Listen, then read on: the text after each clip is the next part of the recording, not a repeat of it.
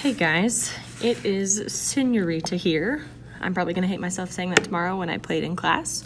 However, I did not do a good job of explaining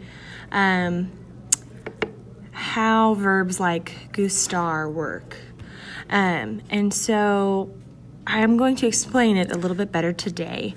So we've got our sustantivo or our noun, which we are going to underline once. We have our verb that we are going to underline twice. Here, actually, instead of noun, a better word to use here would be the subject. So the subject of our sentence.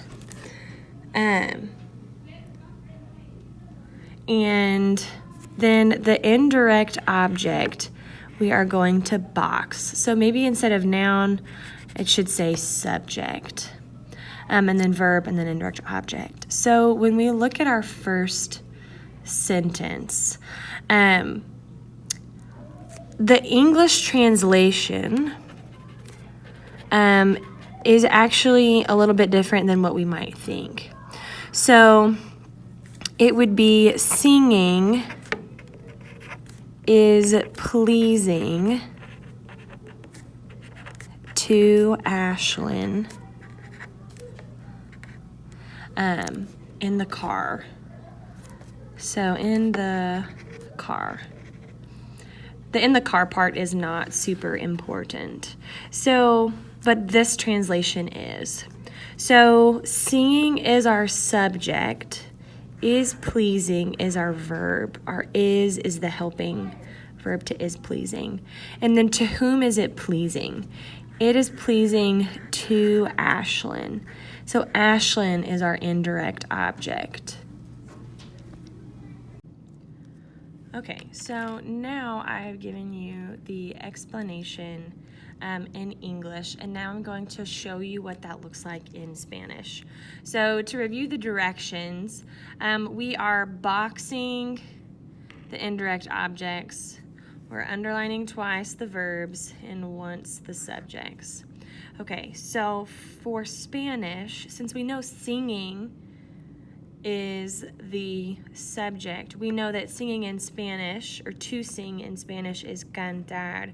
So we're going to underline cantar one time, thus making that our subject. And then le gusta is our verb. But stay tuned because le is also our indirect object. Because we know that gustar cannot stand alone. So the le part is how we know that it's he or she likes, but then we know that it is also that way because of Ashlyn. So we actually have two subjects in Spanish with this. And so, or two, not subjects, I apologize, indirect objects. So Ashlyn and le are both our indirect objects. And then our verb is le gusta and cantar is our subject. I hope that that made a little bit more sense to you this time.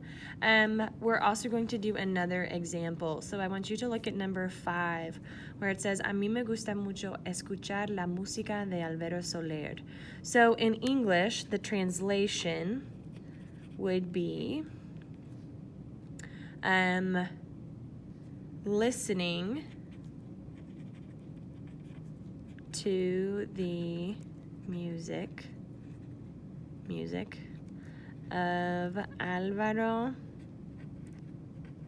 Soler is pleasing to me.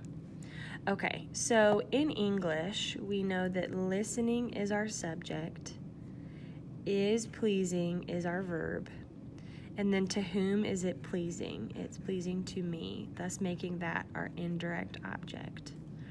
Okay, so then to transfer this information to this sentence would look like this. So we know that listening, to listen, is escuchar in Spanish. That is our subject. And that we know also that me gusta is our verb, and we know that that gusta cannot stand alone, so it has to be me gusta. But we also know that we have to have the me in order for us to know who is receiving the action of the liking. So we have me is also a indirect object. The me is also an indirect object. This is just to help the emphasis, or it just gives more emphasis to the sentence. So that is what it looks like. Hopefully this helped you. I will post it on the Google Classroom so you can have access to it more often. Gracias y vaya con Dios.